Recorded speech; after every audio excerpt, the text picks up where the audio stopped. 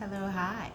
So I am back for VEDA day 7, and I thought I'd do a quick story time. So, one of the topics that I want to start talking about more, just in general in my digital life, is my love of horror and science fiction and like paranormal things and supernatural things and all that. I've always been very interested in it from a kind of storytelling perspective, but also just personally. Like, I believe in a lot of that. I believe in, spirits and different planes of existence. Like, I think that all of that is um, is valid, and there's definitely I don't believe that it's just like Earth and it's just us and we're just here, and like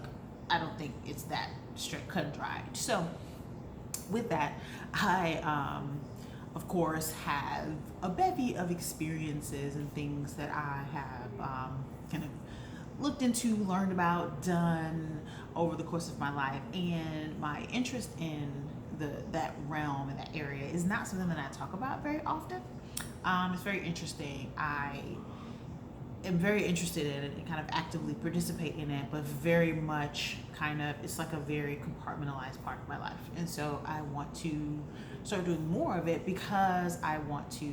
I plan on start kind of writing more and things like that. But neither here nor there. Just kind of setting the tone um, where that kind of content will be shared on my channel. And so this is my first story time where I want to talk about my experience with a Ouija board. So for the uninitiated, and people who aren't aware, a Ouija board it's been around since ancient times, and essentially it is billed as a way to communicate with the other side. And I say the other side versus communicate with the dead because the controversy around Ouija boards is that when you use them, most people who are using them are not properly trained with how to communicate with the spirit realm, which includes kind of any being on the other side, being or non-being. And is often Ouija board is often used by amateurs because it's fairly accessible. It's like a game, like it looks like a game. And so essentially a Ouija board is a tool, what I call a tool of divination, which is kind of a way to channel your spiritual interests. And in the most specific way for Ouija board is to communicate with the other side.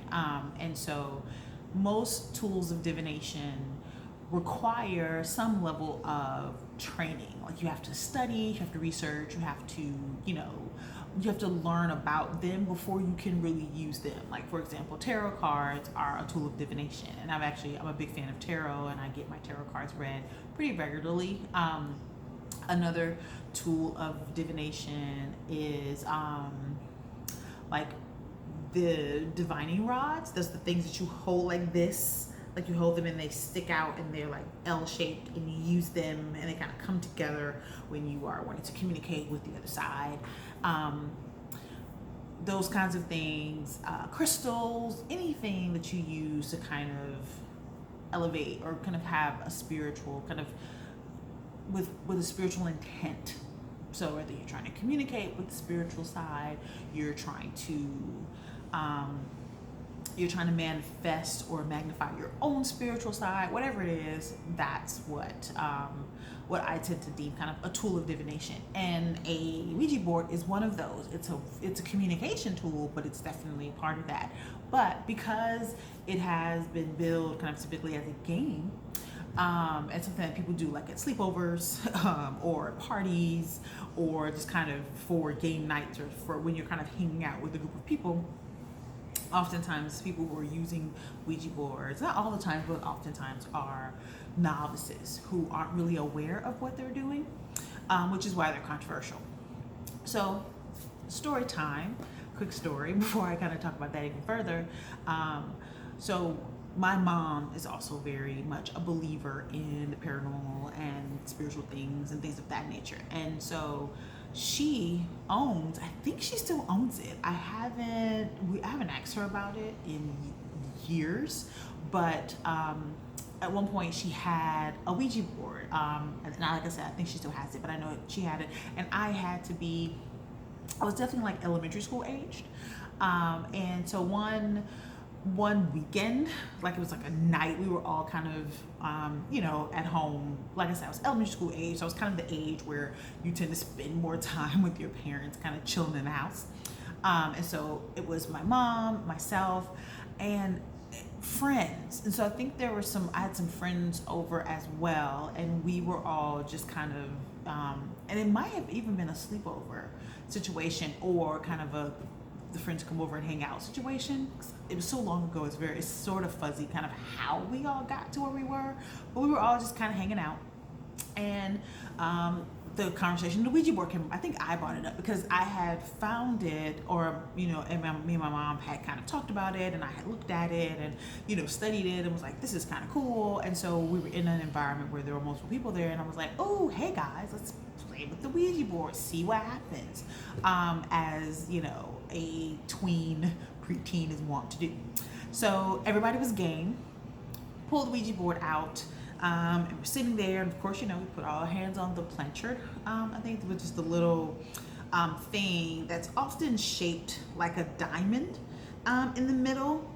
Usually, shaped like a diamond, or just something where you can put your hands on it, and it has a magnifying glass where it can kind of highlight whatever letter on the board it's looking for. And so, we did that, and we started asking it questions. And sure enough, it was moving around, answering the questions. We were like, oh my God, are you moving it? No, blah, blah, blah. So we're kind of, freaking out, but in kind of a giggly way. And then all of a sudden, like on the other side of the room, I think something like popped, or something fell, or something. Like it was a very obvious movement in a portion of the room where no one was. Like we were all, so I think my stepdad was there. He was there, but he was like in the bedroom. Like he was away from, the giggly girl time. So he wasn't anywhere near where we would have been, or he was somewhere doing his own thing in the house. He was not nearby. And so we were in the living room. And so we're sitting there, we're playing around, this, this pop or crack or something happens, and everybody like jumps and screams, and we're just kind of sitting there, and everyone's, quietly kind of looking around, looking at the Ouija board, and we're just like, yeah, so what was that? And so then of course now we start talking and trying to figure out, okay, what happened?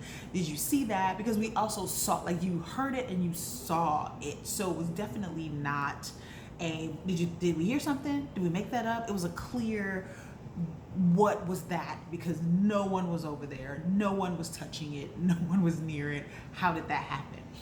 And so when that happened, of course, being, the people who believe in that kind of thing, it was kind of like, all right, so that's a no for us. It was fun. Let's go ahead and put this up and do something else. And so we just shut it all the way down. And I don't know, because now that I'm older and I have read more and kind of looked at videos, things more about Ouija boards, a big thing is you have to close the session. I don't think we closed the session, but we didn't get very far in, so we didn't kind of establish that who we were talking to. Like it was still kind of very much early on in the process when everything happened. So we just kind of shut it all down, put the Ouija board away. It's like, all right, that was fun. Put the Ouija board away, and moved on to other things. But it was a very interesting situation, because I haven't had, like, while I am a naturally intuitive person, I have not had a lot of, or I've only had a very small number of kind of spiritual experiences. And I think a lot of that is because I don't know why. I can't even try to answer that. I don't know why. But that was a situation where I was like, There was no way that anyone did that. It was clear that something happened that was unexplained, and because of who my mom is, and because I have my own personal belief, it was just like, you know what? So we're moving into territories we don't understand. We don't know what happened. We're not trying to cause anything to go any further. So rather than brushing off what happened as, we're overreacting, let's keep going. I think because we were so decisive, where we just kind of immediately shut it all the way down. It didn't turn into like my house being haunted or anything crazy like that, where my parents actually still live to this day. So it was just a very interesting experience. And one of many. I've had different, like playing with games and things. And as I've gotten older, just kind of learning more about them, and learning about Ouija boards and why they're controversial is because you actually have no real idea who you might be connecting with on the other side when you use them. You don't know. And so you could either be connecting with someone, and so there's the idea that you're connecting with someone on the other side, or you're connecting with the deeper consciousness of maybe someone who is also playing the game, if they have, nefarious means or nefarious intention that could possibly cause negative energy, which could turn into a negative situation, whatever it is. Because you don't know, and because people who are using it, like us, we're just, kids, and my mom just kind of hanging out in a girls' night type of situation, and we're playing a game with this tool of divination, things could have really gone awry. And I'm very clear about that, and that was my first and only time ever engaging with the Ouija board in any capacity. And it's funny, I might ask my mom, but I think I might wait until I'm like over there so I can be like, yeah, don't take that out. Don't dig into that. We'll just, I'm just curious if you still have it. Because I'm really curious if she still has the board. And I think she had bought it at like, Lionel's Playworld. I know I just dated myself. For those of you who aren't familiar with Lionel's Playworld, it was a toy store back in the 80s, and I think 90s is when it's closed. It was around the same time. Toys R Us was also around. It was another chain. And that's where I often went and got my toys, from Lionel's Playworld. And so, like, I think she bought it from like a toy store. Like, if she did not go to like a dusty shop or a spiritual shop or anything like that to get it. Like, it literally was sold as a game. And so I always like to caution people when you are tinkering with tools of divination is to make sure that your intention is clear, because you just never know.